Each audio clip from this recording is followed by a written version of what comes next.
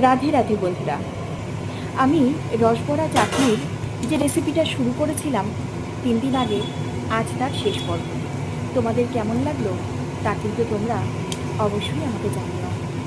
আর আমার চ্যানেলটাকে সাবস্ক্রাইব করে নিও আরও নতুন নতুন রেসিপি পাওয়ার জন্য, আর আমাকে সৎভাবে অনুপ্রেরণা ও সাহস দেবার জন্য, যাতে করে আমি আরও নতুন নতুন ভিডিও তোমাদের সামনে উপস্থাপন করতে পারি। এই চাটনির রেসিপিটা তোমাদের কেমন লেগেছে অবশ্যই কিন্তু আমাকে জানিও একটা লাইক দিয়ে। আমরা নরম রুটি খেতে সবাই পছন্দ করি।